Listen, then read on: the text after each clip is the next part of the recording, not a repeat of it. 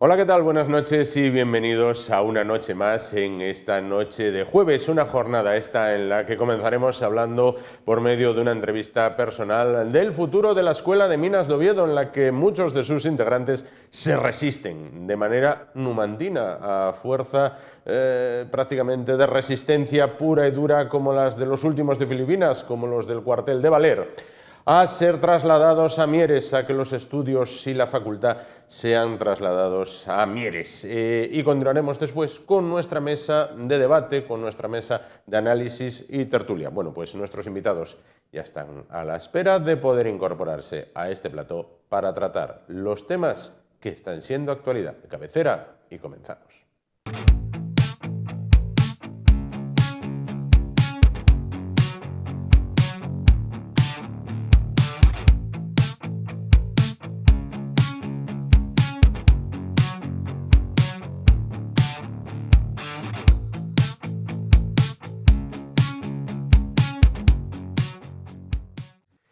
Bueno, vamos a comenzar el programa de esta noche y vamos a hablar de un tema que verdaderamente, para aquel que siga la información municipal ovetense, la información que tiene que ver con el concejo de Oviedo, bueno, pues si echa retrospectiva hacia atrás, si tira de hemeroteca, es un tema de los que podríamos calificar como recurrente. Y si tuviéramos que hacer novela, pues sería El rayo que no cesa, y se trata, bueno, pues del enésimo intento de traslado de la Escuela de Minas de Oviedo hacia el campus de Mieres, después de que se construyó ese macrocampus en el concejo de Mieres, en la localidad de Mieres del Camino, con unas dimensiones, bueno, pues tremendas, exorbitadas, un edificio de estos que se asemeja a la Cancillería del Reich. Bueno, pues se hizo un continente que no tenía contenido. Bueno, pues en ese momento dijeron, ¿y ahora con qué lo lleno? Bueno, pues se empezó a buscar, y la joya de la corona para llevar al campus de Mieres es sin duda la Escuela de Minas de Oviedo.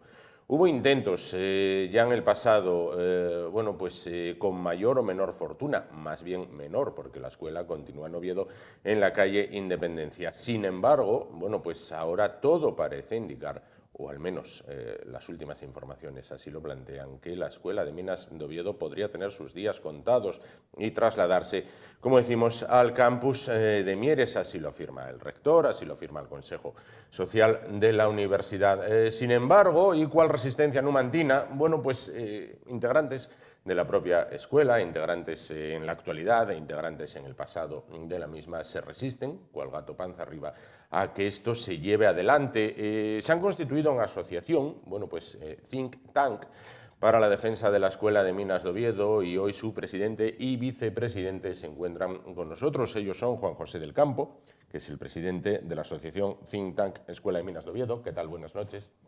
Y frente a él, José Pedro Sancho, que es el vicepresidente de esta asociación. ¿Qué tal? Buenas noches.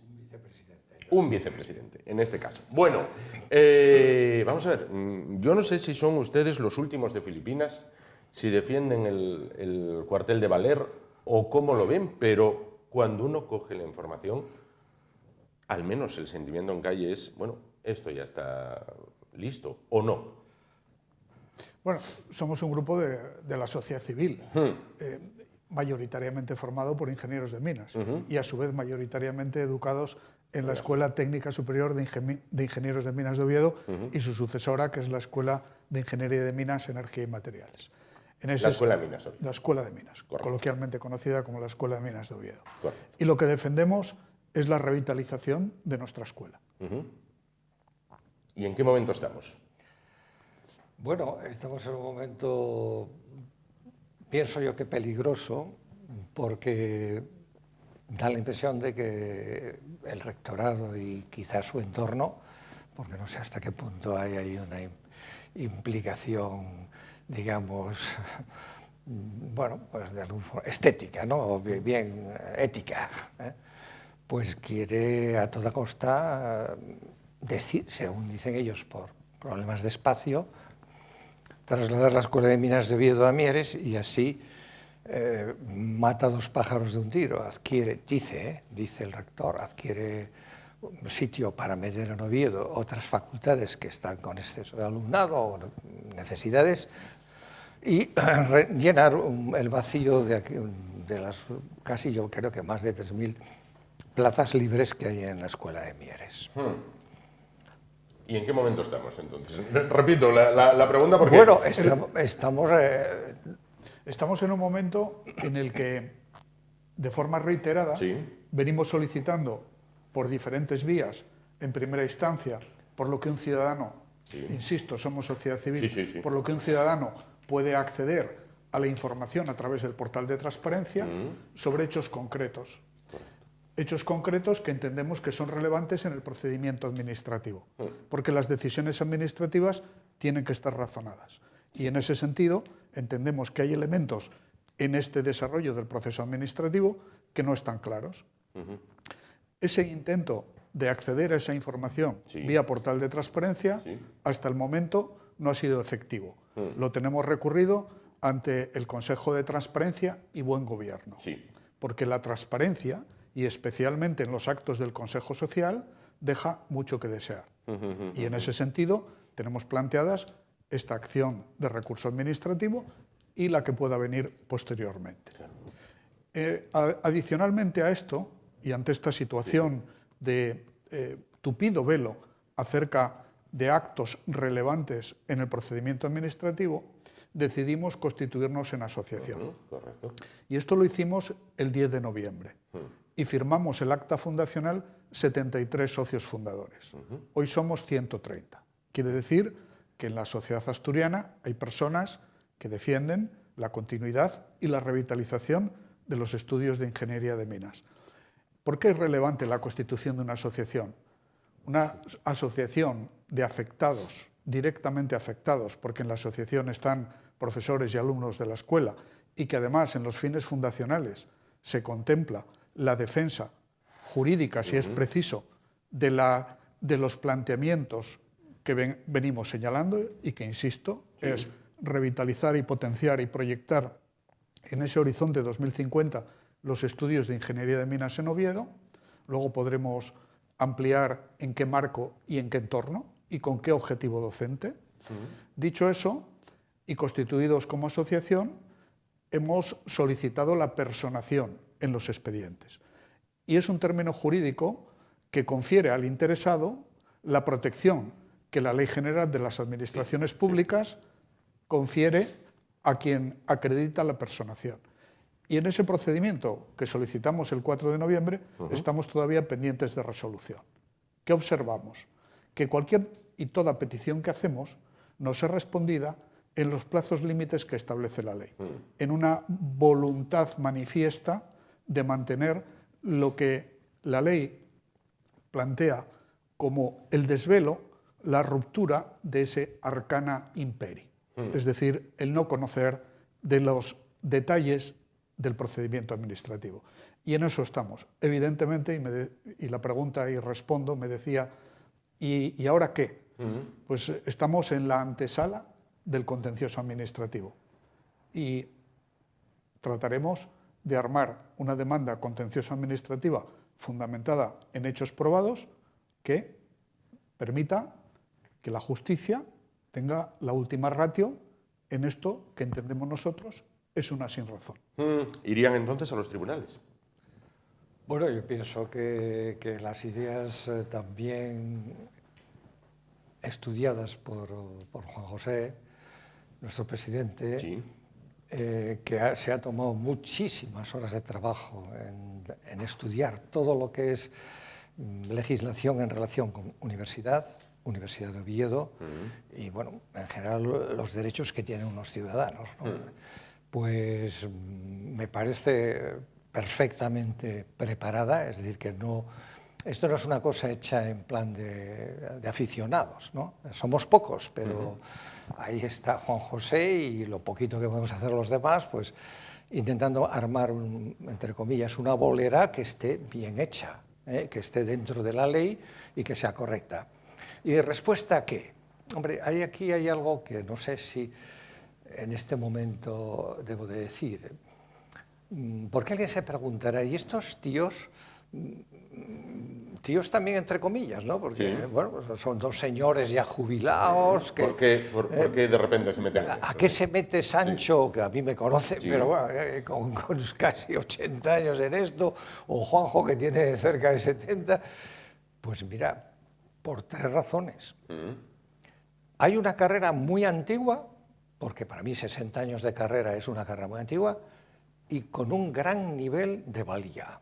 Ese gran nivel de valía se ha demostrado por el hecho de 2.500 titulados, que haciendo yo un cálculo, se lo pasé a Juanjo y no me lo ha criticado, pienso que está bastante bien hecho, donde se pueden haber manejado cifras como 200.000 millones de euros en lo que nosotros dábamos en presupuestos de nuestro trabajo, en las fábricas y en los sitios donde estuvimos, porque es un cálculo muy, vamos, si éramos 2.500, esto está hecho casi sobre 1.000 personas, que es los que pensábamos que seguro que estaban en fábrica. Es decir, ahí hay una carrera de gran nivel que resolvió muchos problemas, que trajo mucha riqueza, porque luego de eso, hombre, por supuesto, de eso que presupuestabas no era beneficio, pero pongo un 1% y te sale una cifra más, vamos, grandísima, ¿no? Y luego el número de empleos creados, tremendo, ¿no? Entonces está ahí una carrera de un nivel. No quieren que le llamemos nivel superior, pero es que es el nivel superior. Llámalo como quieras, quítale los nombres. Es que está en el mundo así. ¿Qué es la Escuela de Minas de París? Una escuela superior. ¿Qué es la Escuela de Minas de París? Una escuela que dice, yo tengo que evolucionar. Y he evolucionado muchísimo hacia el campo de la economía, porque dice ingenieros y a la vez directivos. Y ha puesto una escuela, creo que es en Niza, para que no me equivoque, pero creo que es en Niza, donde tú vas allí, hay un edificio y pone Escuela de Minas de París. Entonces, claro, ahí hay unas cosas, es decir, se nos quiere negar que tenemos, vamos a ver, un derecho adquirido por nuestra profesión bien hecha, por nuestro título bien otorgado, y luego por una realidad que ahora podrá ser discutible. Yo admito que a mí me pueda decir el rector, oye, en este momento la escuela no está en su mejor momento, y yo le diría, y derecho tampoco, y geológicas tampoco, y los pobres de química, que se me quejaban algunos hablando con ellos, no son lo que fueron. Químicas fue una de las mejores facultades creo que de España, Químicas, por ejemplo, ¿no? Para no hablar de lo nuestro. Efectivamente podemos. Entonces lo que hay que hacer es intentar arreglar lo que no está bien, y luego retrotraerte en la historia. Sí, pero, por ejemplo, hay quien pueda estar viéndonos y dice, muy bien, los estudios son muy buenos, los estudios son muy completos, se forman excelentes profesionales, pero no los forma la ubicación geográfica, sino lo que se imparte dentro. Entonces, ¿por qué la defensa de esa ubicación geográfica? Bueno, ya te dije que París tiene una escuela de minas de París ubicada en Niza. ¿Por qué? Pues chico, porque el prestigio lo da la marca. Correcto, correcto. Hasta ahí quería llegar. Bueno, vamos a hablar de continente y de contenido. Vamos a ver, el rector de la Universidad de Oviedo, ahí sentado, afirmó hace tiempo, con la Escuela de Minas está donde está y ahí está bien, con esas palabras. Bueno, está grabado y el vídeo está en la red. En este caso, el continente, dicen los que afirman entender de esto, que el edificio está muy mal, que el edificio de la calle Independencia que está muy mal, que casi amenaza ruina, que sería tremendamente costoso, bueno, ponerlo en condiciones. Ustedes han pasado una vida entera ahí adentro. ¿Eso es así? Vamos a ver, el edificio ha estado sometido y sigue sometido a lo largo de una serie de años a una infradotación para su mantenimiento y mejora. Sí. Desde que se creó el campus de Mieres, las inversiones han ido dirigidas hacia ese continente que le falta contenido. Y la Escuela de Minas de Oviedo es un centro depauperado y en el que hoy ni los alumnos de minas ni cualquier actividad que se vaya a desarrollar tiene los estándares de confort mínimo necesarios, incluso en periodos de crisis energética como el actual, no tiene la condición mínima necesaria para una tarea y trabajo intelectual propio de un centro académico. Eso es así. Por tanto, se está cometiendo un agravio comparativo con los estudiantes de Ingeniería de Minas y cualesquiera otros de la Universidad de Oviedo que allí fueran. Eso no es razón para hacer una pirueta. Y la pirueta es, yo capto los votos diciendo, Minas está bien donde está, yo planteo, me refiero al señor rector, yo planteo 31 de enero en los planes estratégicos de la Universidad de Oviedo que la dificultad acrecentada por la pandemia de falta de espacios en las facultades de matrícula más numerosa, profesorado y ciencias, aliviaré este problema utilizando espacios de la Escuela de Ingeniería de Minas y las aulas de mayor capacidad de la Facultad de Geológicas. Eso es lo que dicen la literalidad de los planes estratégicos que fueron sometidos a información pública. No aparece la palabra extinción. Sí aparece una mención a un punto que consideramos relevante y que responde a la pregunta. Y es, en relación al grado de energías renovables y sostenibilidad solicitado por la Escuela de Minas en el año 2018, solicitud que en el propio Plan General Estratégico de Titulaciones evalúa la universidad, y este documento es del año pasado, 4 años después de la solicitud, y dice cuestiones tan difíciles de entender como el grado de energías renovables y sostenibilidad lo califica como de empleabilidad media, cuando no hace falta más que entrar en LinkedIn para ver todas las demandas profesionales que hay en materia de energías renovables, de hidrógeno, en fin, de todas las cuestiones que ese grado compete.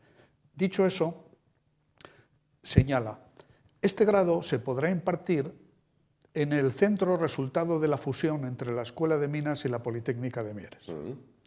Es la única mención que hay.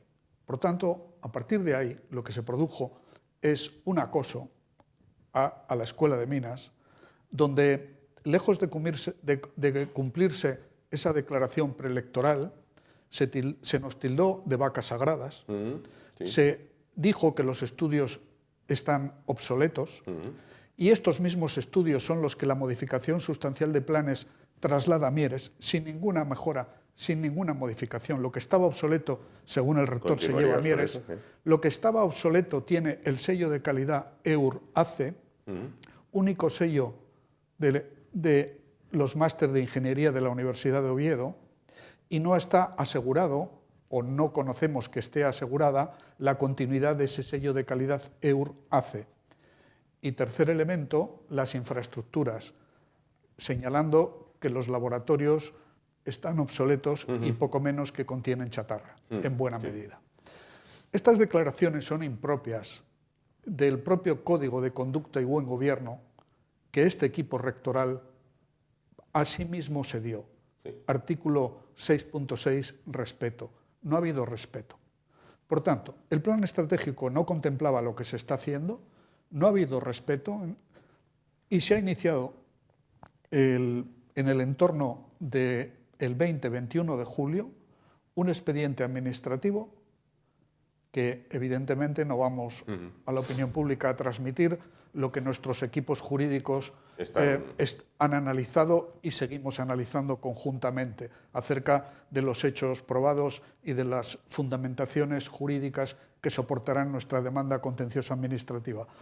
Dicho eso, entendemos que el procedimiento no se atiene a lo que la legislación establece. Y evidentemente, en materia de justicia, serán los jueces los que determinarán. Los que decidan. Señor Sancho, ¿cuántos años dio usted clase en la Escuela de Minas, aproximadamente? Bueno, yo empecé en la Escuela de Minas después de formarme en Inglaterra y coger una especialidad de materiales, metalurgia. Empecé a dar clases empecé a trabajar, pero en el año 74 me incorporé. Entonces, desde el año 74 hasta el 2011, que me prejubilé por el ambientillo que había, que para mí era absolutamente, ya empezaba aquello a verse feo. Pues, 37 años aproximadamente. Sí, 37 años. Bueno, años. ¿cómo ha visto disminuir el número de alumnos? Quiero decir, ¿no habría el mismo número de alumnos cuando usted comenzó la clase que actualmente? No, vamos a ver, la escuela era un polo de atracción y además, curiosamente, muchos de los que acudían eran gente de Mieres, de los cuales tengo grandísimos compañeros, algunos ya fallecidos, que se titulaban en Mieres, en los títulos inferiores, y venían en Oviedo a coger calidad de altura, porque aquellos magníficos estudios van dirigidos, digamos, lo que nosotros llamamos al día a día. Sí. Y estos estudios van dirigidos a, bueno, planes más estratégicos, de más amplitud, mejoras, temas económicos y tal. Como, vamos, y hubo muchísimos, muchísima gente de Mieres. Y para ellos era un buen, vamos, pienso yo, algunos de mis compañeros me lo decían, un gran honor. Pero es que si no, el tiempo se nos va a echar encima. ¿Cuántos alumnos había cuando usted, por ejemplo, comenzó a dar clase y cuántos hay ahora? Hombre, no lo sé exactamente, pero puedes decir que a lo mejor ha habido, se superaba con mucho el 1.000.000 de alumnos y ahora pues andaremos por debajo de los 200. Correcto. ¿Ese traslado de esos 200 alumnos llenaría el campus de Mieres? En absoluto. Es que no resuelve la problemática del campus de Mieres. La extinción y la modificación sustancial, que es el traslado de los estudios a Mieres, no resuelve los problemas de Mieres. Pero es que introduce algo que a futuro, y lo ha comentado Sancho, a futuro es relevante para la región. Sí. Y es, uno de los problemas que tiene la universidad, no solo la Universidad de Oviedo, en general la Universidad Española, es la transferencia de conocimiento. Sí. Y evidentemente también tenemos un problema de paro juvenil, donde un titulado de grado no asegura un empleo. La empleabilidad no está vinculada al título universitario. Y muchos de ellos tienen que terminar haciendo una formación profesional para incardinarse. Por tanto, hay una tasa de fracaso que en las ingenierías especialistas del campus de Gijón es del 56%, en ingeniería eléctrica y mecánica. Y nadie se pregunta cuál es la causa, que eso nos llevaría largo y tendido. Bien. Dicho eso, en lo que nosotros planteamos es la convergencia entre la ciencia y la ingeniería. Cada vez estamos más cerca de los límites de los procesos y la formación del ingeniero de minas es una formación de amplio espectro, como ha señalado mi compañero y profesor, porque fue mi profesor. Correcto. Digo, es una formación de amplio espectro, es una formación entroncada en la formación de las escuelas politécnicas francesas, que por cierto han sabido sortear perfectamente la crisis de Bolonia, que nos ha traído Bolonia, que es la peste de la mediocridad, porque la universidad pública no ha sabido todavía conjugar la universalidad con la excelencia. Dicho eso, creemos que en Oviedo se dan unas condiciones únicas en esta región. ¿Para qué? Para crear un politécnico homologable con los grandes politécnicos internacionales, que son los que están más altos en el ranking de Shanghái en Europa. Y esto solo se consigue con una convergencia entre la ciencia y la ingeniería. Y para eso hay que compartir espacios. Esto de que me llevo los profesores a Mieres y los mismos que están en Mieres dan clase en Oviedo o en Gijón, es un concepto que no funciona. Hay que crear perfil curricular, hay que crear modelo de enseñanza. Y el modelo de la Escuela de Oviedo, que es lo que mi compañero acaba de señalar antes, es un modelo fundamentado en una visión holística de la ingeniería, que trasciende mucho más, con un fundamento evidente en las ciencias, con un conocimiento profundo y amplio, y que no desprecia ni la economía ni el derecho. Y eso se da en el, a futuro, nuevo campus del Cristo. Por tanto, es un error histórico el traslado a Mieres. ¿Ustedes aceptarían o verían con buenos ojos que la escuela saliera de la calle Independencia y se ubicase, por ejemplo, en el Cristo? Sí, vamos, desde mi punto de vista sí, no sé si todo el mundo piensa igual. Sí, rotundamente. Correcto. Esa parcela quizás esté en una de las áreas económicamente más interesante de la capital asturiana. Está detrás de Reconquista, está en pleno centro de la ciudad. Quiero decir, si se sacan, y esto es hacer política ficción, o esto es hacer futuribles, si saco los estudiantes y vacío la escuela, si el edificio que da un poquito de pena, si sitúo lo vallo perimetralmente, porque claro, como está vacío no se vaya a llenar de ocupas, y aquello continúa degradándose, al final no nos conduce nada más que al derribo, y una vez que está derribado puedo vender la parcela. Bueno, de eso se especuló muchísimo. Y si vendo la parcela puedo hacer unas inversiones muy buenas para de todas la formas, universidad del siglo creo que XXI. eso no se puede hacer de cualquier manera porque esta escuela nació de una forma muy singular. Sí. Nosotros, para empezar, no dependíamos de educación, dependíamos de industria. Sí. Industria era la que dirigía las ingenierías superiores y entonces por unos ingenieros magníficos que tuvimos aquí, como Pintado y sus seguidores, pues decidieron con un trabajo, bueno, a Pintado le llevó a morirse al año siguiente, el trabajo que es crear una escuela superior en Oviedo, ¿no? Entonces todo eso cedieron los organismos regionales, Diputación y tal, dijeron terrenos, cedieron un edificio que iba a ser museo, buscaron a decenas de ingenieros implantados en la industria con grandes conocimientos productivos y les dijeron, oye, te vas a venir a dar clases aquí por 2 gordas, como esta. Y se hicieron, para poder hacer eso, se hicieron las clases por la tarde, porque el ingeniero tenía que trabajar por la mañana y por la tarde venía a dar las clases, ¿no? Entonces, bueno, eso que nació así, fue evolucionando, al final nos absorbió la Universidad de Oviedo y bueno, ni es bueno ni es malo, lo que es malo es que bueno, una visión del ingeniero que tiene que ser formado con mucho contacto con la industria productiva, pues se ha ido deteriorando poco a poco porque en la Universidad de Oviedo, lo siento, creo que este contacto no existe o existe muy poco. Yo me preguntaría por facultades enteras cuál es su contacto con la industria y qué problemas han resuelto a la industria. Nosotros resolvimos muchísimos problemas, porque estábamos incardinados. En nuestros proyectos, por ejemplo, de investigación, cuando acabábamos la carrera, casi siempre era un proyecto de la industria asturiana que tenía una necesidad. En mi caso fue la construcción para Ensidesa de las estufas de horno alto y el profesor me dijo, oye, vamos a tener que reconsiderar el tema de estufas, ¿te lo coges? Yo dije, bueno, si usted me echa una mano, tal. Claro. Y a otros les pasaron otras cosas parecidas, ¿no? De manera muy rápida, porque nos quedan 4 minutos. ¿Se han sentido engañados en este proceso? No, creo que no es la forma correcta de calificar. Nosotros no estamos... Engañados por alguien, sí. No estamos ante una causa general contra la Universidad de Oviedo. Se ha llegado a decir que de la misma manera que hemos destruido la Escuela de Minas, queremos destruir la Universidad de Oviedo. Eso es una mentira absoluta. Nosotros, como parte de la sociedad civil, nos rebelamos ante los actos no fundamentados. Y creemos que esto es un profundo error. No discutimos la capacidad de la Universidad de Oviedo para determinar cuál es el rumbo, cuál es su plan estratégico. Lo que discutimos es que el plan estratégico sea el trampantojo que se utiliza para acabar con la Escuela de Minas de Oviedo. ¿Se han sentido decepcionados con alguien?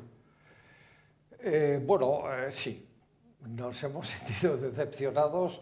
Desde luego lo que está claro es que en este momento las tendencias políticas influyen mucho en la decisión de la gente. Si tenemos grandísimos profesionales de nuestro nivel que silencian este estado porque ellos están muy bien colocados, pero saben que si se menciona la bicha pueden ser perjudicados en sus carreras. ¿Tienen esperanza de poder revertir este proceso que por ahora cuenta con todas las bendiciones? Nosotros vamos a continuar hasta el final y el final es la vía contencioso administrativa y como digo que los tribunales decidan lo que corresponda en derecho, como no puede ser de otra manera. Nosotros lo que tendremos es la conciencia tranquila de que ante una situación que nos parece injusta hemos hecho todo lo que nuestro está al alcance. Hombre, uno suicidarse o hacerse el harakiri, pues de la misma manera que tampoco nos preocupa la exposición social, porque aquí no hay nada detrás, no hay nadie detrás. Y eso nos da la ventaja de no ser un grupo gobernable. Somos independientes, absolutamente independientes. Quiero preguntarle una cosa. Me han dicho que era un profesor duro, ¿es así? Fue un profesor excelente. Y no es porque esté aquí delante. Pero además excelente era duro. Equilibrado. Excelente también me lo dijeron a mí que lo era, ¿eh? Sí. No, duro no era. Porque yo creo que la humanidad que encierra un carácter recio, como el que tiene, y basado en principios firmes, no impide que la exigencia es virtud. y necesidad cuando se trata de la formación en fundamentos y en principios. Y la educación creo que tiene dos pilares, que es el pilar de aquellos principios básicos bajo los que actúa la persona, que son la libertad y la independencia, y para esto hay que educar en principios, y dos, los contenidos. Y a Fuer, que tanto en la una como la otra, quien fue mi profesor es mi gran amigo. Bueno, pues creo que le llenará de orgullo y satisfacción en este caso. Pues sí, porque creo que es sincera y creo que los sociólogos actuales estudian bastante. Hay gente que está muy preocupada de la sociología, de cómo nos comportamos los hombres, nos definen creo que en 4 grupos. Yo estoy en uno de ellos y el consejo, bueno, no voy a decir las virtudes que tiene ese grupo, porque sería echarme encima cosas que tal, pero sí nos dicen una cosa: ese grupo tiene que crecer en humildad.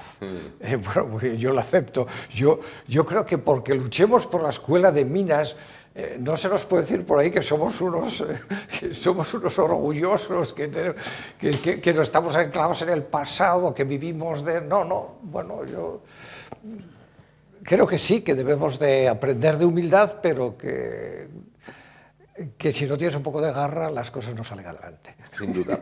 Bueno, pues muchísimas gracias a los dos. José Pedro Sancho, vicepresidente de la Asociación Think Tank Escuela de Minas de Oviedo. Gracias por estar esta noche con nosotros. De nada. Juan José del Campo, presidente de la asociación. Muchas gracias. Por estar esta noche con nosotros. Y bueno, decíamos al inicio que es el rayo que no cesa, una historia que se repite cíclicamente en el tiempo y como en todas las novelas, pues entonces continuará en este caso. Nos vamos muy rápido a publicidad y continuamos el programa esta noche. Hasta ahora mismo.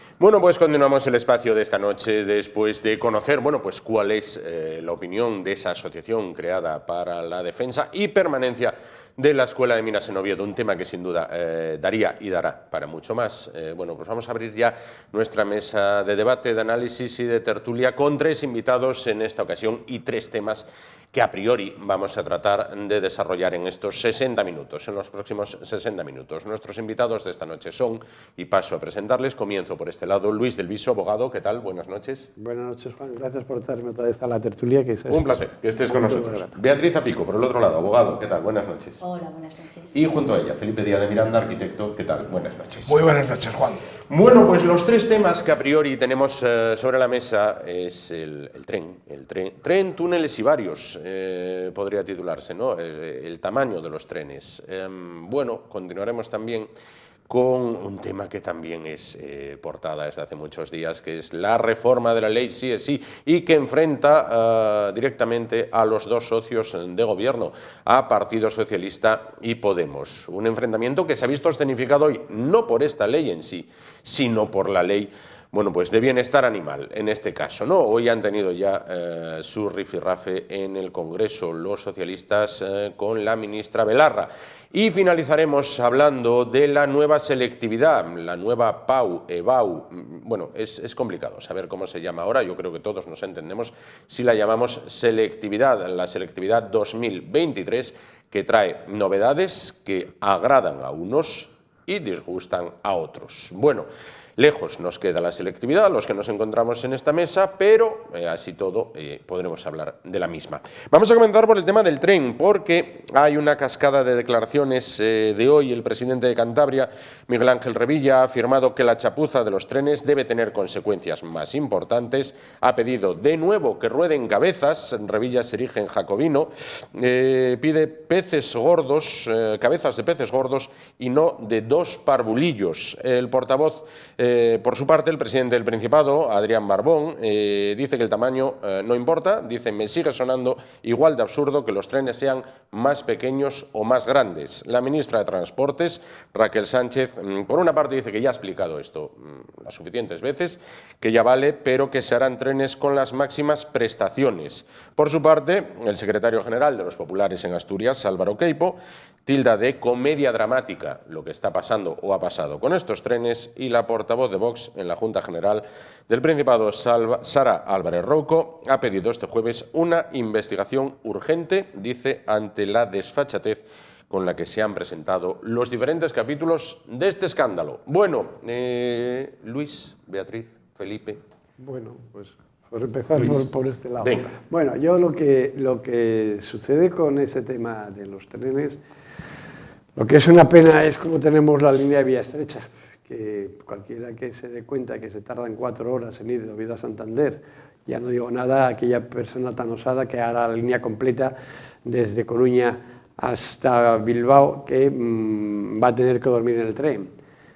Llegar ahora con este problema de las máquinas, bueno, pues me parece eso, pues de chirigota y de mal control y de no darse cuenta que es un sistema ferroviario muy antiguo, pero muy, muy antiguo, yo creo que anterior a la guerra, y que tendría que modernizarse más, ya no solamente en cuanto al tamaño de los trenes, sino en cuanto a la seguridad y las eficacias de las líneas, para que tenga un sentido, porque en lo que es el arco cantábrico, igual que nos pasa en el arco mediterráneo, las comunicaciones son malísimas y no tenemos conexión entre los grandes puertos del Cantábrico, y evidentemente tampoco tenemos una conexión para las mercancías eficaz, porque van demasiado lentos.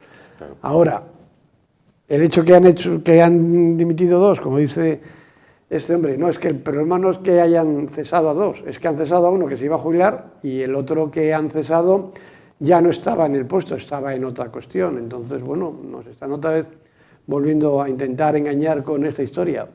¿Quién debe dimitir? ¿La ministra? Bueno, pues tampoco vendría mal, pero bueno, hasta que no dimita el presidente poco vamos a hacer. Tampoco se arreglaría mucho, en opinión de Luis. Beatriz, Felipe.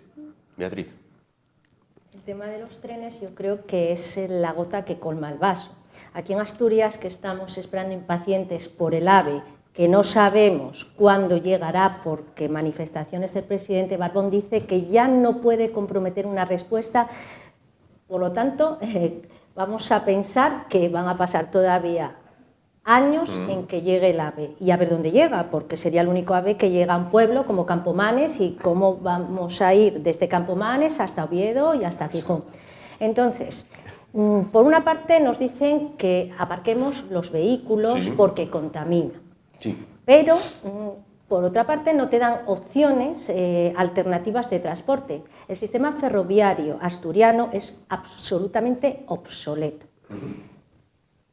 Con el tema de los trenes, bueno, pues es un poco escenificar lo ridículo de la situación, que además se plasma muy gráficamente con los vecinos midiendo el ancho del túnel, como diciendo, si yo, que soy un vecino de pueblo, mido y sé el ancho que tiene que tener el tren para que pueda entrar debidamente por este túnel, que no lo hayan hecho los especialistas, pues no tiene disculpa alguna.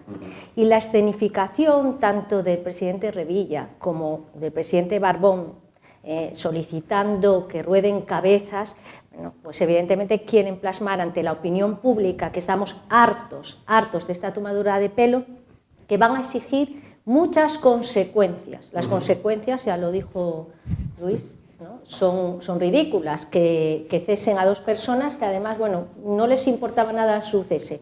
Tendría que llegar, bueno, pues mucho más alto, al ministerio al menos.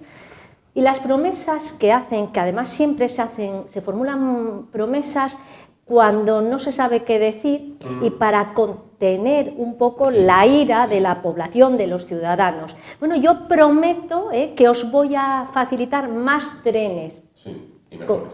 Sí, y mejores. Bueno, que nadie se lo crea porque si no el tiempo nos acabará dando la razón, porque el AVE hace, no sé si en el año 2009, Zapatero dijo que, bueno, que iba a ponerse ya en marcha. ¿Cuántos años llevamos esperando? El problema, hay un trasfondo también político, que Asturias cuenta muy poco para los gobiernos de turno, tanto del PSOE como del Partido Popular, y Cantabria lo mismo. Si fuésemos el País Vasco, probablemente nos tendrían mucho más cariño como comunidad que el que nos tienen ahora. En este momento. Felipe, ahondando en lo que apunta Beatriz, si esta situación se hubiera dado en la línea Barcelona-Esplugas de Llobregat, que los trenes no se adaptaran al túnel, ¿tendríamos ministra de Transportes en este momento? Sinceramente creo que no. Estoy llegando a una conclusión que te puede sorprender, que es lo siguiente. Y no es porque estemos en carnaval, ni ahora mismo toque época de chirigotas, pero es que estamos viviendo una historia esperpéntica. Y la historia esperpéntica yo creo que parte de un mal muy gordo, que es la ausencia total y absoluta de control del gobierno sobre el sistema ferroviario. Total y absoluto. O sea, escenificar, como hemos vivido en septiembre, una visita a Asturias de 4 altos mandos, los máximos, presidenta de Adif, presidente del Principado de Asturias, ministra, delegada de gobierno, y que estos 4 señores escenifiquen que tenemos el AVE en mayo, por supuesto antes de mayo, y que sea mentira. Yo, fíjate tú, estoy llegando a convencerme que son idiotas y que no se enteran de nada, y que tienen tal desmadre de operadoras, concesiones, empresas, Adif, Renfe, 18 subcontratas de Renfe, intereses vascos en contratas adjudicadas a todo esto, que yo creo que de verdad no saben lo que hay. Y he tenido otra prueba con varios diputados nacionales que han intentado hace 2, 3, 4 años averiguar el punto en el que estaba realmente el sistema ferroviario asturiano y han sido incapaces de llegar a alguien que con poder de decisión les manifestase lo que ocurría. Con lo cual, entiendo que el problema y el mal mayor es el descontrol total de un gobierno sobre un sistema ferroviario que lo tienen desmadrado. Segundo tema. Esto, te digo que estamos en época de carnaval chirigota y daría pie a todo lo habido y por haber en un Cádiz maravilloso. Y hoy por la mañana que la gente... Estamos hablando ahora mismo, antes hablábamos del AVE. Y el AVE, hay una palabra, hubo un artículo muy bonito que escuché hace un tiempo que era, estamos ante un tema, no ante la variante, estamos ante la invariante del tema ferroviario en Asturias. Esto es un invariante. La misma historia de siempre. Antes hablabas de promesas. No, es que Aznar en 2001 prometió que el AVE en Asturias lo tendríamos en 2010. En 2001 para el 2010. Luego ya pasamos, desde 2001 llegó Zapatero y dijo que lo adelantaba un año, a 2009. Fíjate tú lo que ha ocurrido, promesas. Hay un listado de promesas en distintas épocas increíble. La invariante es que el tren en Asturias es una comedia. Pero terrible la chirigota de hoy por la mañana. O sea, ya estamos hablando de los túneles, todo el mundo se está centrando en que el tren no entraba, toda esa historia. Pero es que hoy el secretario general de Transportes en Santander, un tal Xavier Flores, tiene la osadía de decir, imagínalo, nunca hubo un tren que no cupiera en ningún túnel. La realidad es que los trenes hubiesen sido demasiado pequeños y no cumplirían las expectativas de los usuarios.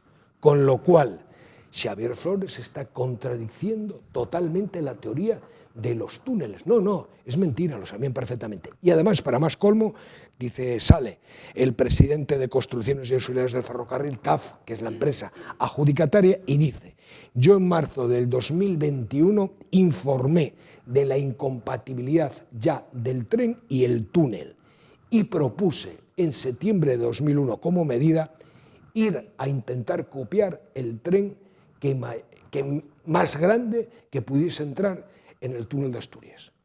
O sea, la versión del túnel mentira. El secretario general de Transportes hoy nos da la otra versión de que es que no, que es que era muy pequeño, si los usuarios nos íbamos a quejar.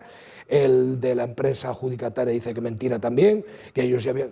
Entonces lo que estamos viendo era lo que os digo al principio, una chirigota, un espectáculo, una escenificación de un organismo incontrolado y que no tiene medida, ¿eh? No tiene ninguna medida. Entonces, Luis, entre todos la mataron y Asturias sin tren se quedó.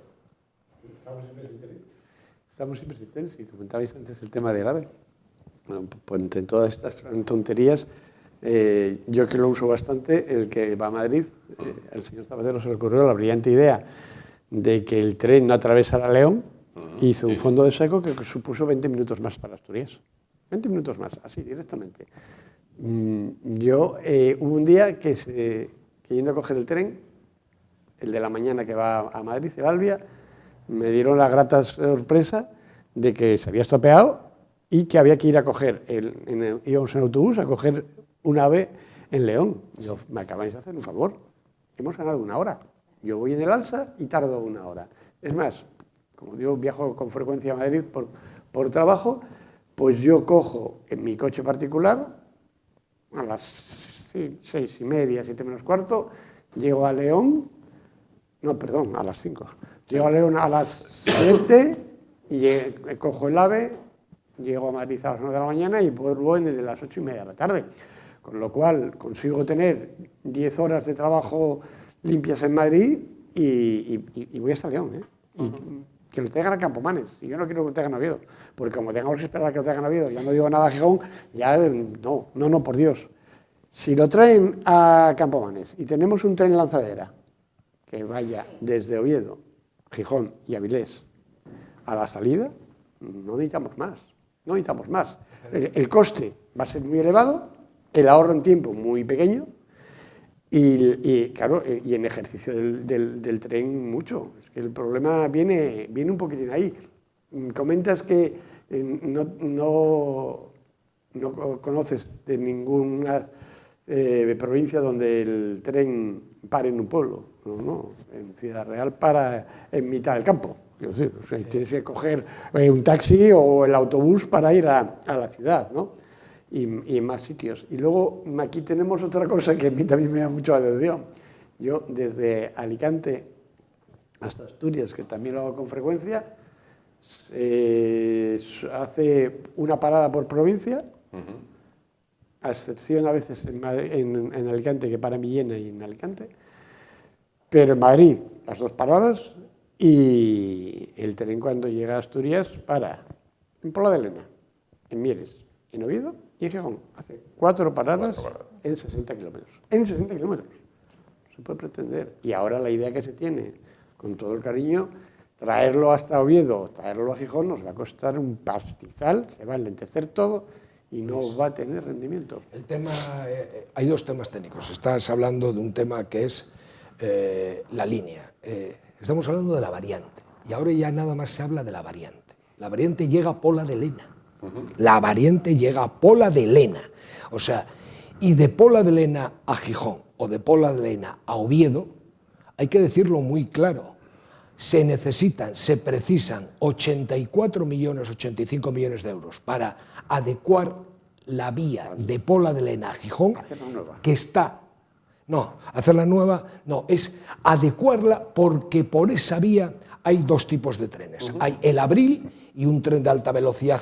El Abril nunca lo vamos a tener, que es el que circula a 320 kilómetros, porque no reúne, tendríamos que desmontar y abrir las cajas de la línea, las condiciones técnicas del actual trazado no lo cumplen, ni ningún paso por ningún túnel. Entonces vamos a tener hasta Pola de Lena un tren, que es el de la invariante. Luego nos faltan invertir en la vía de Oviedo a Pola de Lena y de Pola de Lena a Gijón, al menos 85 millones se decían en 2019.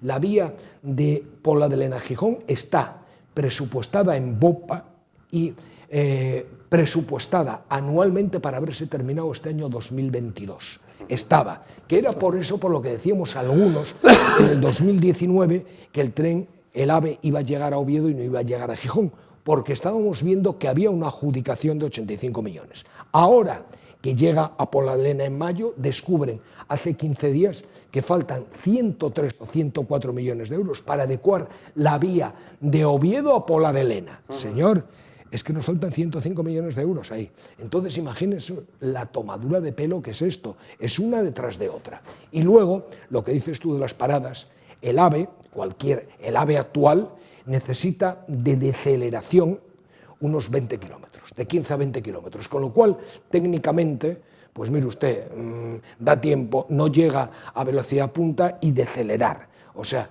que las paradas que estamos teniendo, la de Pola de Lena Oviedo y la Pola de Lena Gijón, pues no llegas ni a la punta máxima velocidad, con lo cual es ridículo todo. Pero que no se nos vaya el tema, que saltamos del tren del tren de juguete al tren AVE, ¿no?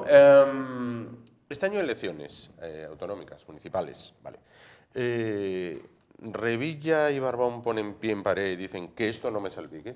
Tengo que enfadarme muchísimo. Hombre, claro, no, evidentemente. Realmente tienen que escenificar ese enfado para convencernos a los asturianos y a los cántabros que ellos están muy enfadados con esta situación, que van a protestar y gracias a esas protestas les van a dar algo, no dicen el qué, vamos, lo único que les van a dar son promesas que se van a volver a incumplir, porque además, bueno, hablaban de 2 o 3 años, volver a confeccionar, bueno, a realizar los trenes, no, al final sabemos que va pasando el tiempo y que no va a realizarse. Y solamente un inciso, decías tú que nos faltaban 100 millones para llevar el AVE desde Pola de Lena a Oviedo. Bueno, pues se quiere invertir 172 millones de euros anuales en el Bable para precisamente crear un problema donde no existe, generar exiliados lingüísticos, asturianos de primera y de segunda. Pues yo propongo que esos 172 millones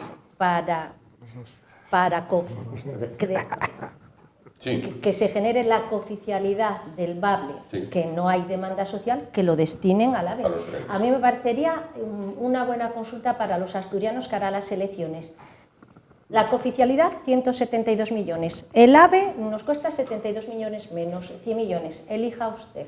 Esa sería una buena pregunta para los asturianos. Hay una prueba muy divertida que hoy le hace con muy mala intención al señor Barbón y le dicen, ¿qué opina usted de las transferencias en competencias ferroviarias? Preciosa la contestación. Como están ahora las vías en Asturias, se llevaría por delante la autonomía. Es la escenificación de la realidad de un político cuando le preguntan, oye, ¿y si te transfiero esto? En condiciones normales se llevaría por delante la autonomía. Pero no nos llevamos por delante un gobierno de una nación, no nos llevamos por delante la dimisión, encontramos 3 chiquilicuatres, 2 infelices a los cuales se les echa la culpa y se les hace dimitir. Y luego hay otro tema muy grave, que es la financiación. Estamos hablando que son 31 trenes, ahora mismo nos están diciendo que necesitan 46 meses. Todos son, ¿te das cuenta? 47, 46, son 40 meses. Es un parto, como los partos, es un parto perfecto, y entonces te están diciendo que son 196, 197 millones de euros. La concesionaria ha dicho hoy que puede subir el precio. Pues claro, porque ya lo ha advertido. Pero es que nos estamos jugando 150 millones de euros de subvenciones europeas. 150 millones de euros, que esa va a ser la segunda parte, que teníamos unos plazos para cumplirlos y que, ojo, cuidado, que no venga Papá Europa con la receta que cuando tú tengas encargo eso, cuando tengas tal, te digan, ahora no tengo financiación. Esto es una vergüenza. No te preocupes. Luis, para finalizar el tema, antes de pasar a... No, todo lo que estáis argumentando, y luego es que es un detalle tonto, que es, vamos a intentar demostrar ahora el poder que tenemos, porque gracias a nuestro gran poder, pues hemos conseguido que caiga la cabeza de uno y de otro, y luego os dando cuenta que las cabezas que están cayendo no son lo suficientemente grandes, y entonces no tendremos la suerte de que la ministra de Transporte, como le pasa a la de Sanidad o le puede pasar a la de Justicia, la coloquen en otro sitio y de esta manera pues podamos decir que la hemos echado, pero no la echamos, la recolocamos a un puesto que esté bien remunerado y que no moleste tanto. Bueno, vamos a hablar, dejamos los trenes, vamos a hablar del otro tema, sin duda la jornada, son muchos y muchas españoles y españolas que consideran que la que debería de buscar un nuevo empleo sería la ministra de Igualdad, Irene Montero, después de otra chapuza, a tenor de la de los trenes, como es, bueno, pues la rebaja de condenas en violadores, abusadores sexuales, algunos de ellos ya puestos en libertad, en este caso, ¿no? Bueno, pues el PSOE ahora dice: hay que reformar esta ley, hay que reformarla de manera rápida. Dicen los que son muy mal pensados que después de, bueno, pues consultar unos vaticinios electorales, ten cuidado que ahí nos podemos dar el golpe, nos podemos dar el gran tropezón, hay que reformar esto rápido. Pero Podemos resiste y dice que la reforma, que veremos. Bueno, estamos ante una crisis de gobierno, o esto puede zanjarse con que una de las dos partes diga: qué bien me viene esta crisis de gobierno. Hombre, yo creo que la crisis es manifiesta, pero que es algo que se está hablando de un daño colateral o de una relevancia. Vamos a ver, por Dios, dejen de mentir. La intención que tenía la norma desde el primer momento era rebajar las penas. La secretaria de Estado, la delegada del Gobierno para la violencia de género, lo dijo el otro día todavía, que es no, es que el hecho de que tenga más pena no va a hacer que la gente no cometa el delito. Entonces, en esa idea de que no vamos a penar más porque lo vamos a arreglar a base de dar cursos y charlas, montar chiringuitos y traer gente por aquí y por allá que nos lo monten, que está viendo que no está sirviendo básicamente para nada, pues ahí es donde estamos. Entonces, ¿de qué se trata? Evidentemente de mantener el chiringuito. Veamos a la señora ministra o a la vicepresidenta hace 5 o 6 años, cuando estaban por ahí militando y corriendo por la calle, a cómo van ahora, de Chanel, lo bien que se está, esto de tener chofer, de tener coche, de tener escoltas, de todas estas cosas, lo de viajar con los amigos a Estados Unidos y como se paga con dinero público que no es de nadie, ¿qué más nos da? Entonces, yo creo que la crisis la puede haber, pero aquí no dimite ni el caso de manteca y no puede sacar a nadie porque como lo saques no tienes mayoría. Y ahora lo que van buscando es el efecto final de las elecciones. ¿Qué quieren ahora? Quieren que saquen la norma, pero con el apoyo del PP. Pues entonces van a llegar a decir: mirar cómo son los socialistas, que se apoyan en la derecha y en la extrema derecha para poder sacar sus cosas adelante. Entonces, yo creo que es, como todo, una estrategia y con un detalle que es muy relevante, que no es que se reduzcan las penas para atrás, sino que hasta el día que haya la nueva norma afecta a todos. Es decir, el señor Alves también tiene que estar contento porque la pena que le va a caer va a ser inferior de que la caería con el Código Penal el que dicen ahora, el de la manada. Sí. Que a los de la manada les cayó la máxima. La máxima. Si estuvieran ahora hasta podrían tener algún tipo de reducción, que no les han entrado en ello por no entrar en la polémica, pero yo creo que también tendrían posibilidad.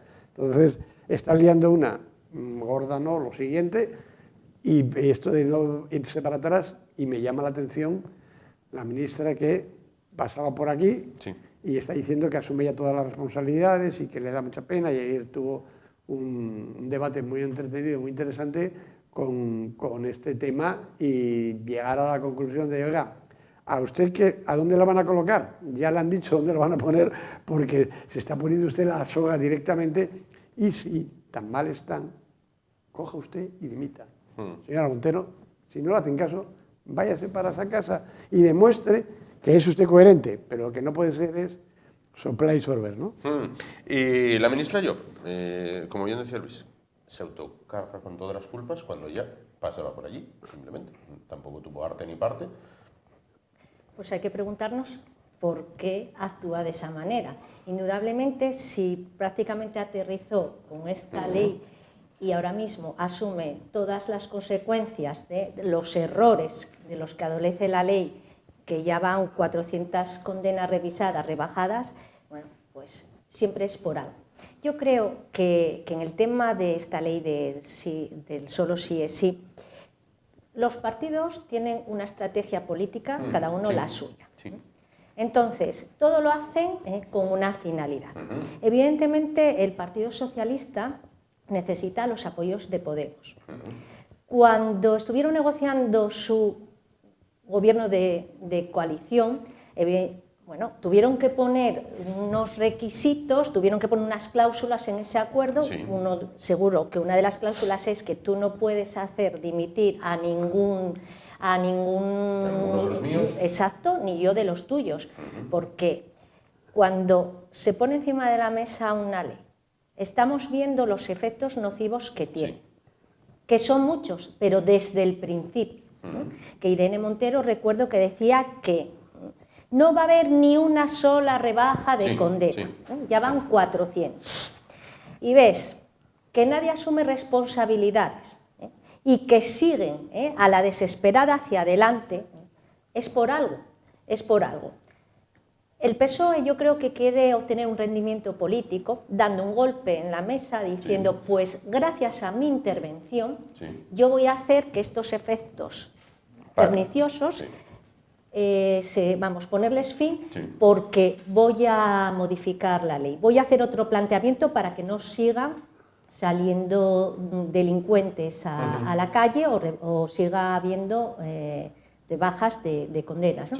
Entonces, pienso que pueden ir por ahí los tiros. Es decir, fijaros qué bueno soy que doblegué la voluntad de Irene Montero.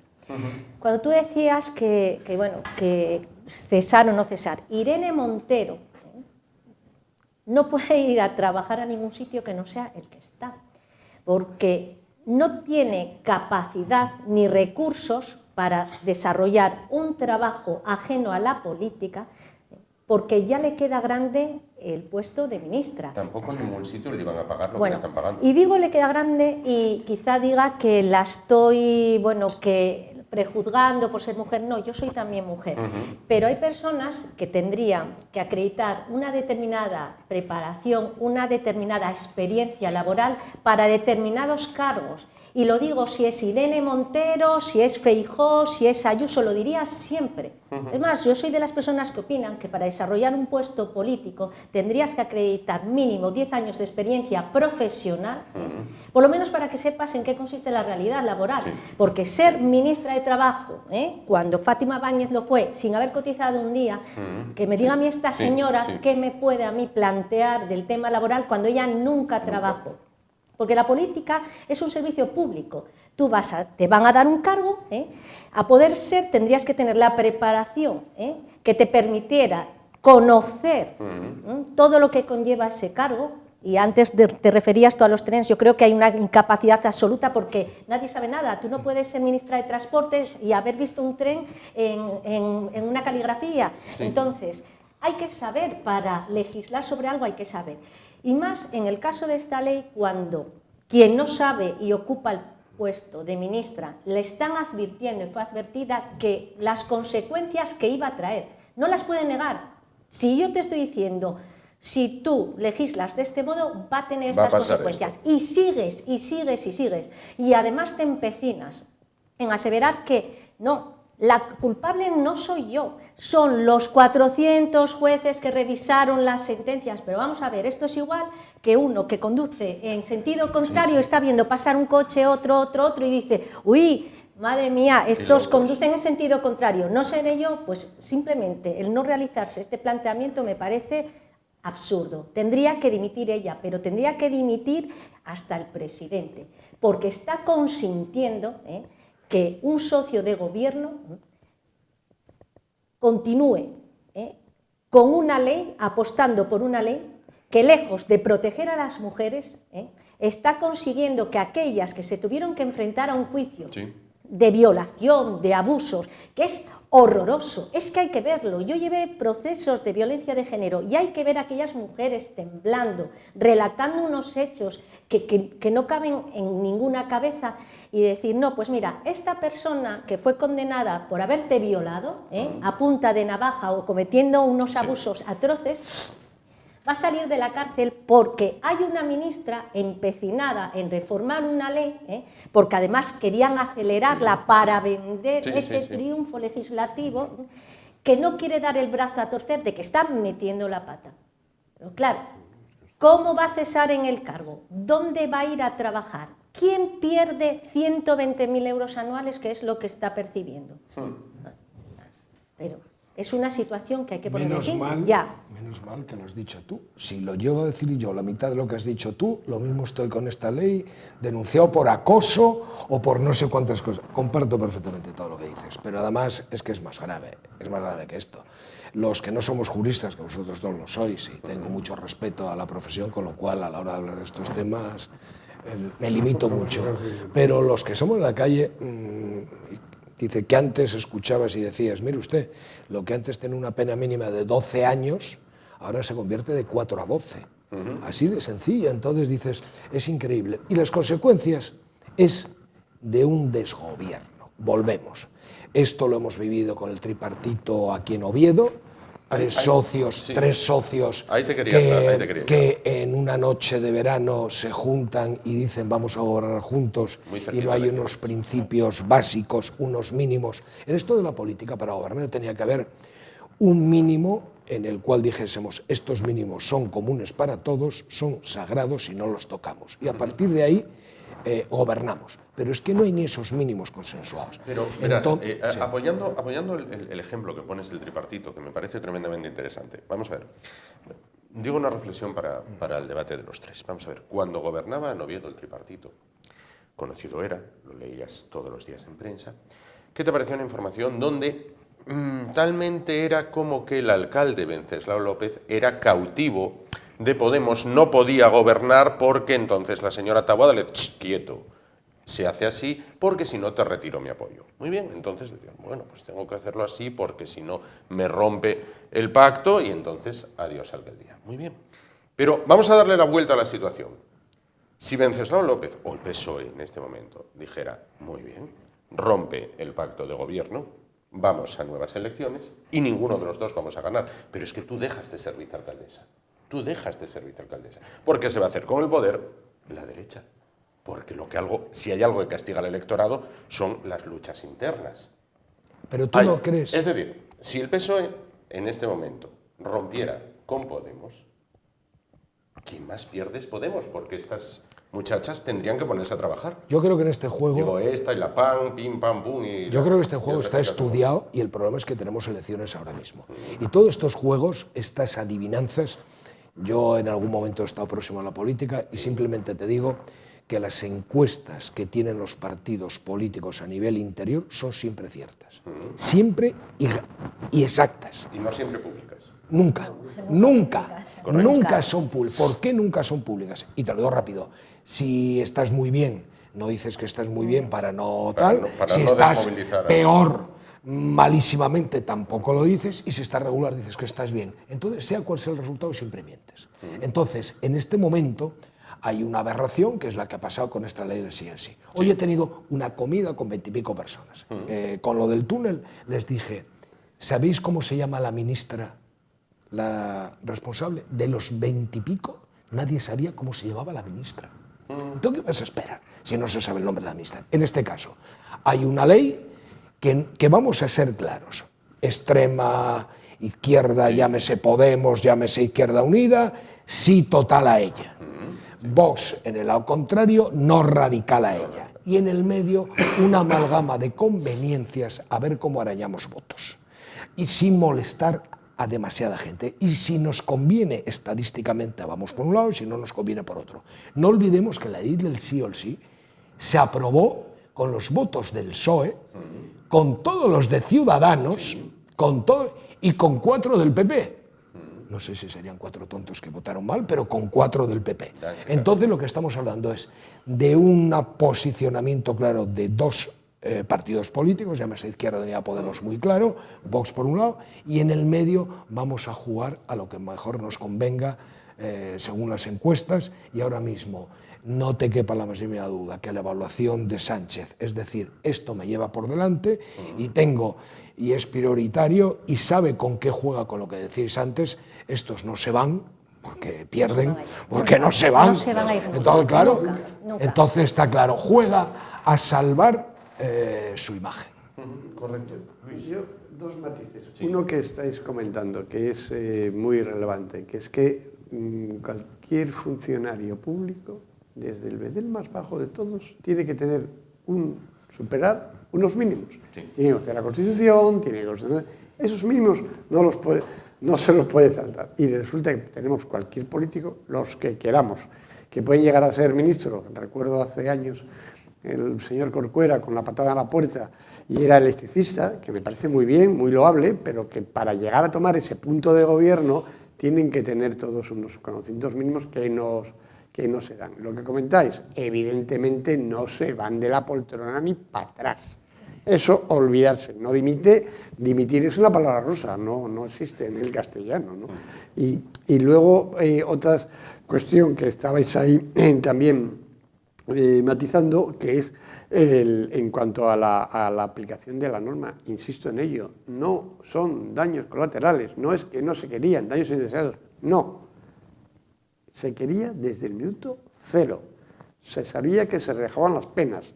Estaban advertidos por los informes previos del Consejo General del Poder Judicial, del Consejo de Estado, en los cuales es que llegamos a la aberración de que un menor tiene más condena que un mayor de edad. Que es, como esto, y bueno, y la ley animalista con el programa de hoy, 3/4 de lo mismo. Es decir, está haciendo una norma pensando que todos son perros y gatos, y hay muchas cosas más cosas que perros y gatos. Y yo recuerdo la anécdota esta de que, como entra un ratón en tu casa, le golpees con la escoba, le causas lesiones hasta 18 meses. Como matarlo mates, pues te vas a encontrar con que tienes la agravante de utilizar un arma, el ensañamiento y el resultado de muerte, con lo cual 36 meses por matar a un ratón en tu casa.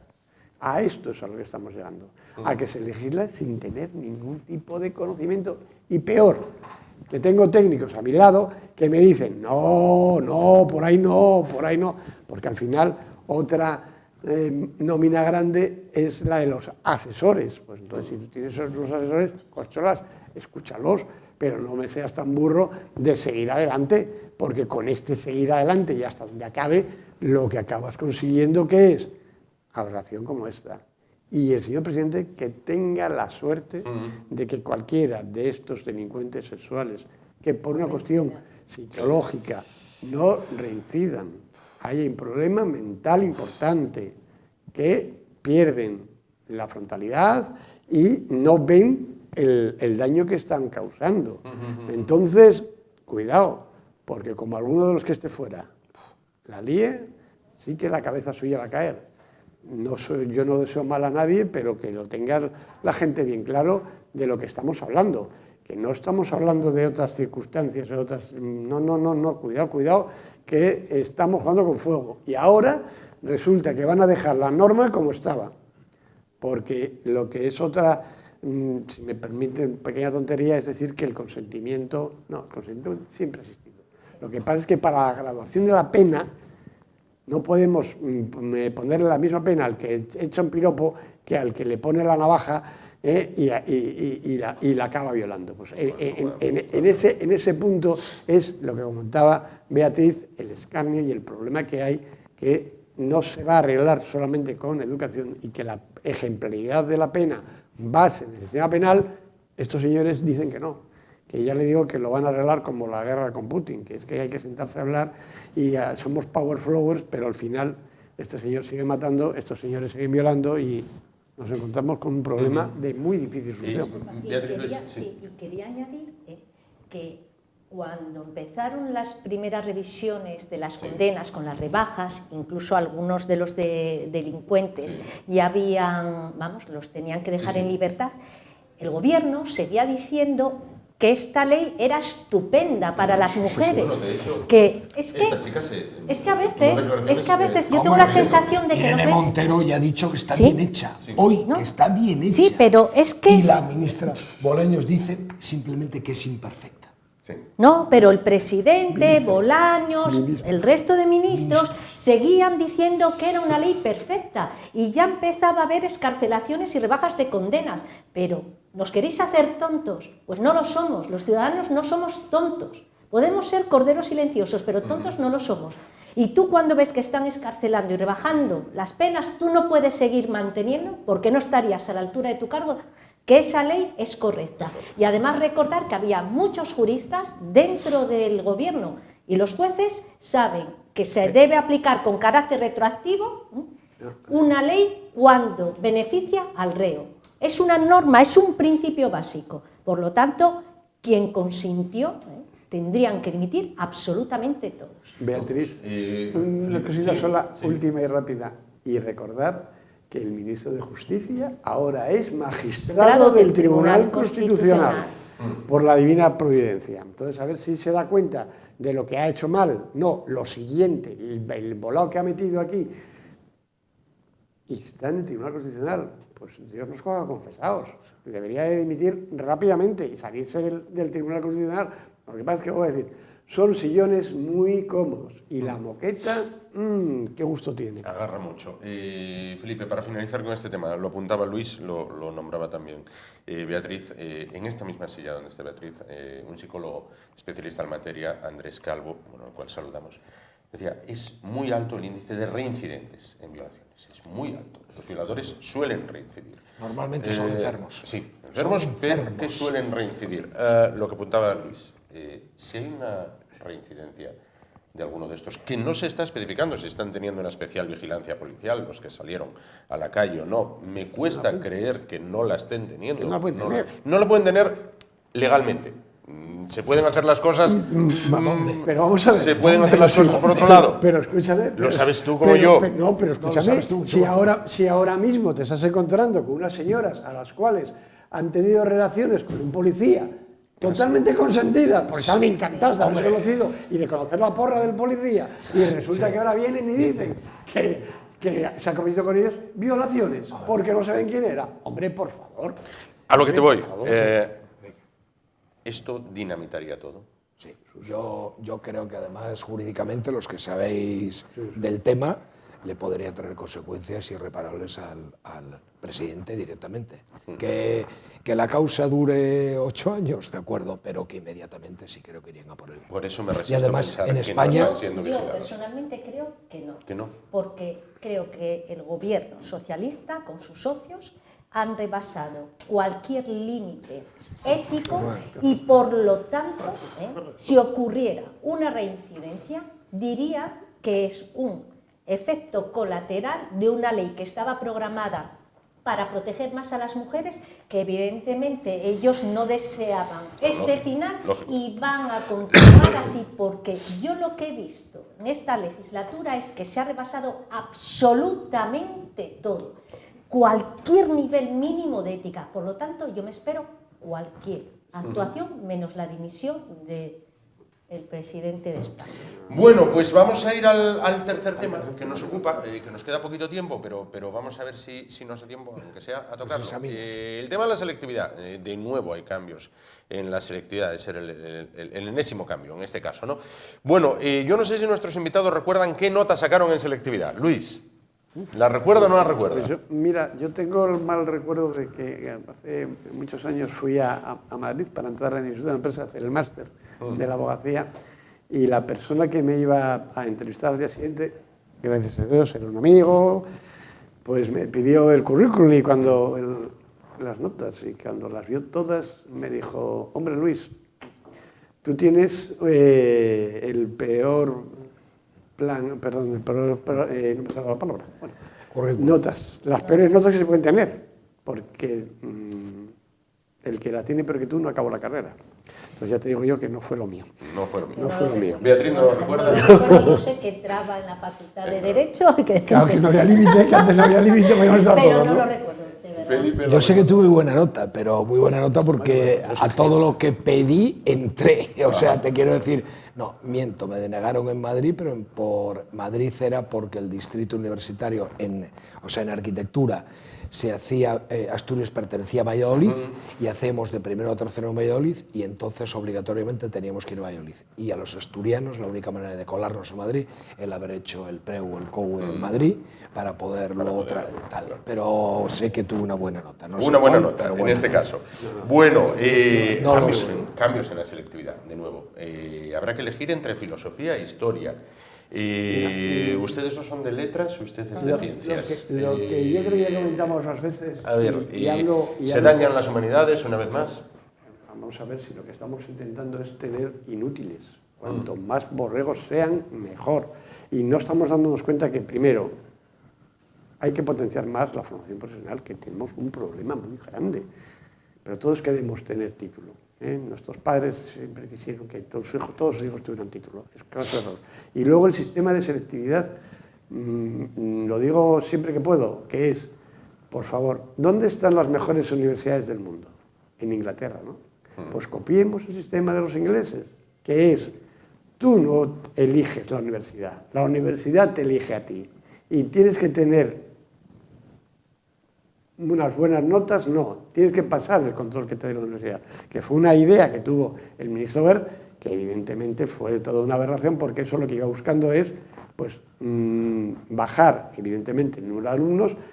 Al bajar el número de alumnos bajamos el número de profesores, todo esto estás empezando a tocar asientos que nadie quiere, pero no es operativo. Lo que estamos haciendo, insisto, buscar peores niveles y que estropear a la gente todo lo que se pueda. De manera muy rápida, ¿la selectividad debería ser igual para todo el territorio nacional? Me explico. El otro día una persona me decía, si no es igual en todo el territorio nacional, puede ocurrir que si, por ejemplo, en Canarias es más sencilla que en Asturias, una persona saque una gran nota en Canarias y venga a Asturias a cursar medicina, mientras que uno que sacó una gran nota en Asturias no entre porque no hay plaza. Eso es decir, habría que armonizar, ahora que se lleva tanto esta palabra, igualar la selectividad en todo el territorio nacional. Desde mi punto de vista, inevitablemente. O sea, si es un examen estatal, para todo el Estado tiene que ser el mismo examen. Lo primero. Dos, lo que Luis decía, ha existido ese cachondeo toda la vida en todas las facultades, en todas las carreras, desde Derecho hasta Arquitectura.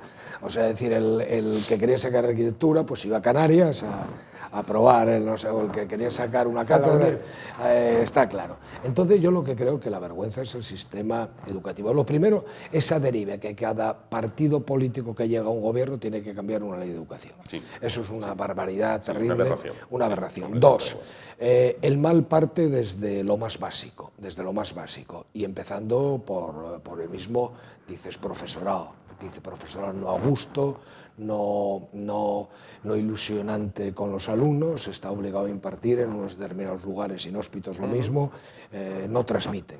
Ese niño pequeño no es igual, no tiene las mismas igualdades ni en broma un pobre chaval que esté estudiando en un instituto en Ibias o uno de Oviedo. Los niveles de...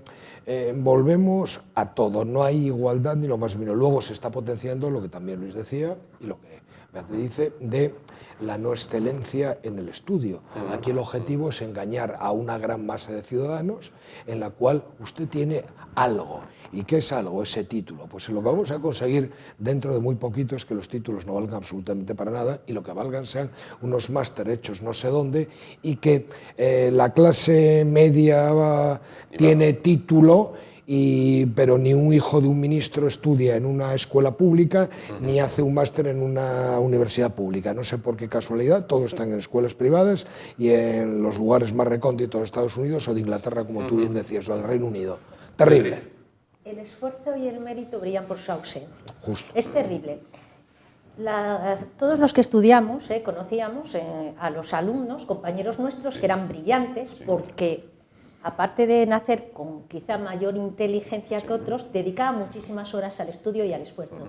Y todos reconocíamos, sin ningún tipo de problema, aquellas personas, fulanito es buenísimo, manganita es buenísima. Y sabías que iban a probar. Sí, y no pasaba nada. Como también reconocías al que era muy buen deportista, al que era muy amable o al que siempre estaba llamándole la atención el profesor, ¿no? Y no pasaba nada. ¿Qué ocurre? España, durante años hemos liderado la lista de fracaso escolar. Entonces, cuando hay fracaso escolar, en vez de preocuparse por mejorar la educación, el sistema educativo, algo falla, lo que dice, no, vamos a bajar el nivel. Entonces, vamos a aprobar todos. Claro. Selectividad, el 92% de los alumnos que se presentan aprueban, el 92%. Yo creo que quieren llegar al 105, superarlo. No, ya no se conforman con el 100, superarlo. Entonces no saben cómo lo van a hacer. Están poniendo unos exámenes de selectividad, algunos que, bueno, son de risa, Sí. Hay otros que, por ejemplo, medicina, que bueno, es terrible porque hay muchos demandantes de plaza, muy pocas plazas, muy buenas notas, es que son excelentes y por unas décimas te quedas fuera, ¿no? Pero por lo general lo que queremos son alumnos que pasen el curso sin mayor esfuerzo. Es que te lo cuentan los profesores, que poco menos se ven obligados a aprobar a determinados alumnos porque valora si tienen tienen ganas de aprobar, entonces con esas ganas ya son suficientes, que no. Es más, y discúlpame, te voy a contar. Me consta que ahora no se puede en las ceremonias de final de curso antes, bueno, pues se entregaban diplomas al alumno más brillante.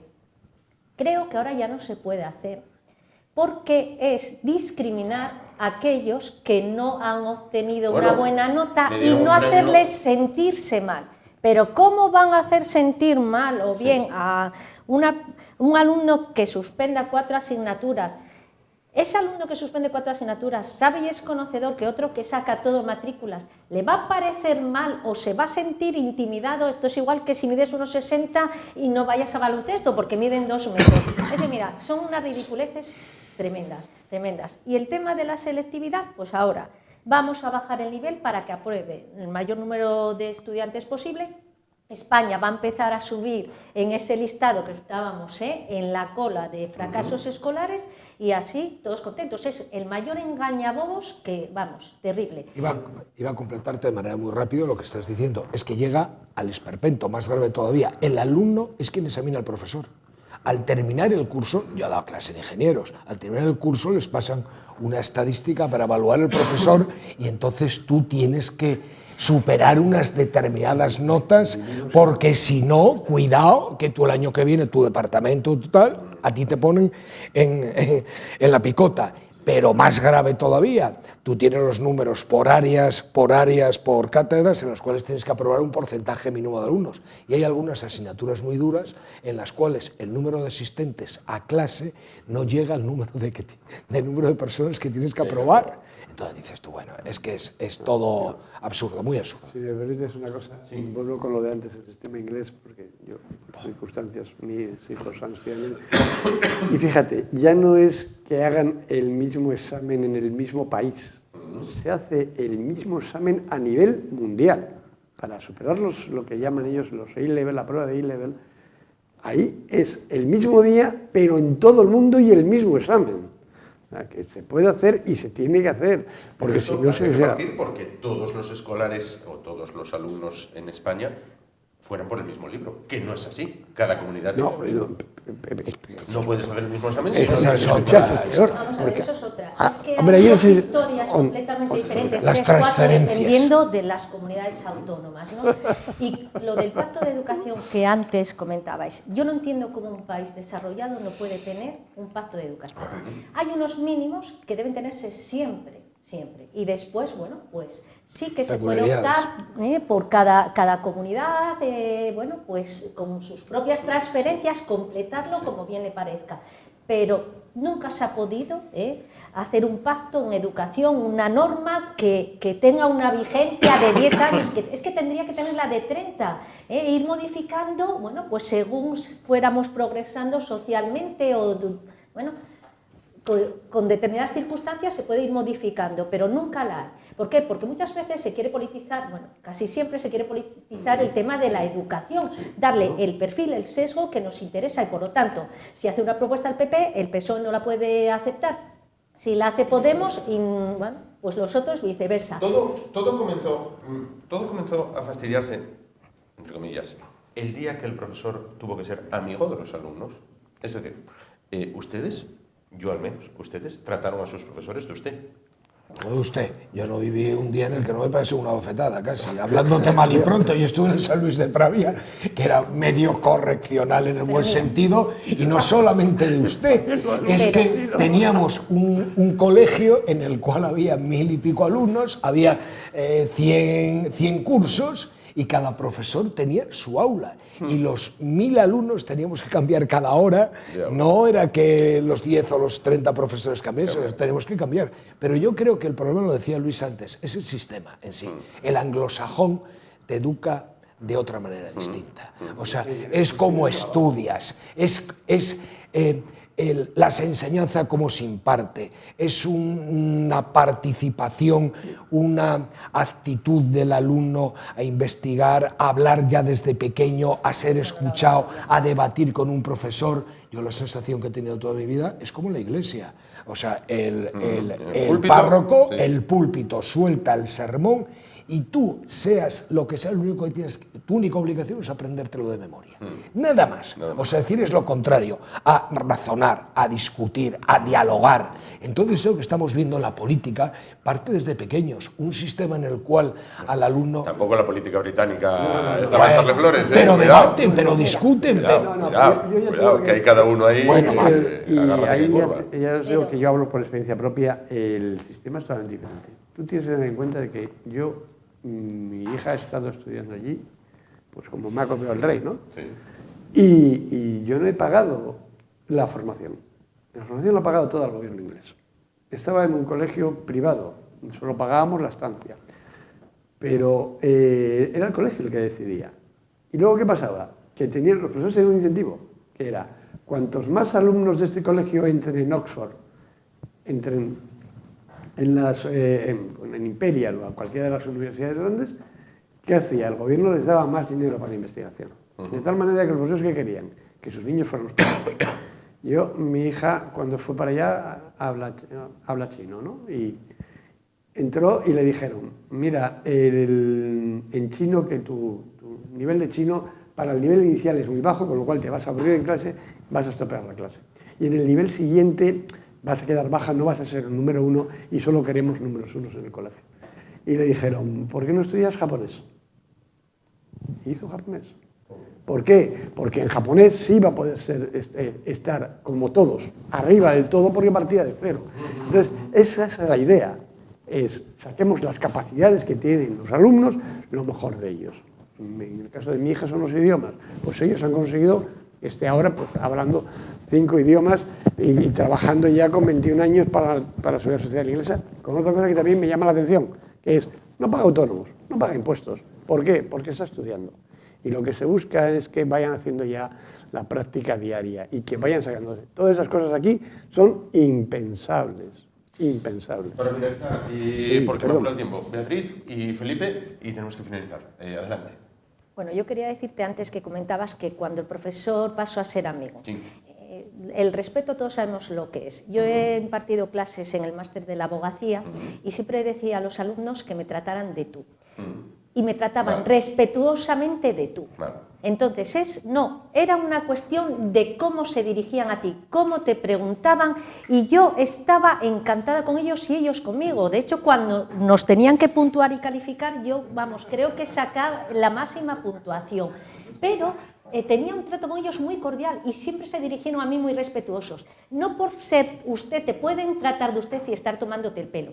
Lo que no puedes es tratar de usted a un profesor y cuando se gira, tirarle una pelota de papel a la cabeza. Eso en nuestra época era absolutamente impensable.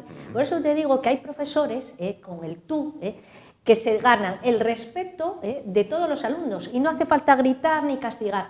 Hay algunos profesores que llegan a ese alumno sí, imponen, pero el buen jefe no es el que da gritos, es el que intenta hablar contigo y convencerte y dialoga. Por lo tanto, el tú y el usted yo lo dejaría apartado, pero que es verdad que ahora se ha rebasado también a veces determinados límites de educación, porque no la hay, que genera situaciones absolutamente esperpénticas de alumnos profesores. Y yo siempre digo, la educación empieza en casa y después yo voy a la escuela a obtener conocimientos, información. Por lo tanto, te sueles comportar en el colegio como te comportas en casa. Eso sí, si tú tomas el pelo a un profesor y luego llegas a casa porque te han puesto una anotación negativa y tu padre va a hablar o pegar al profesor, ahí está el problema. El problema lo tienes en casa. Sin duda. Felipe, para acabar del todo... Yo creo que el problema parte del profesor. Esto es como el torero cuando sale el toro. Hay que estudiar al toro. Hay que saber en qué plaza estás, qué bicho tienes que lidiar. Yo recuerdo que yo creo que mi primer día de ingeniero fue divertido. No me hicieron ni pito caso. Era como si entrase una persona más. Me puse allí y después de 10 minutos levanté la voz y dije, señores, yo no tengo ningún interés en dar la clase, ninguno. A mí me van a pagar exactamente igual. Si ustedes se callen, yo hablo. simplemente. Entonces es esos silencios, qué bonito es un silencio y lo que impone un silencio. Entonces yo creo que es el problema, el nivel ha bajado mucho en el docente y ese nivel docente, claro, se nota con el alumno. Yo creo que como todo, hay que saber dónde estás, cómo estás para poder actuar y no hay casualidades, ni nada es porque sí. Lo que tú dices, no hace falta tardar de usted para que te respeten al máximo, dices tú, y depende qué sitio, qué costumbres haya, qué hábitos. Es decir, en Andalucía, la asistenta del hogar no se le ocurre llamarte de tú y de amigo. En Asturias, aquí en Oviedo, bueno, como para que te diga señora y doña, pero se mantiene el mismo respeto, depende de los dos, y fundamental del que es más inteligente y tiene que imponerlo. Pues con ello nos quedamos. Me despido de los invitados en el orden contrario al que los presenté. Felipe, muchísimas gracias por Muchas gracias, Juan. Esta noche. Buenas noches. Beatriz, muchísimas gracias por estar esta noche con nosotros. Y Luis, un placer. Muchísimas gracias. El que hayas estado con nosotros esta noche. Otra vez. Gracias. Nos vamos hasta el martes, sí, hasta el martes, cuando volveremos pues una noche más a partir de las 10 de la noche. Hasta entonces, gracias por su atención, ánimo y adelante.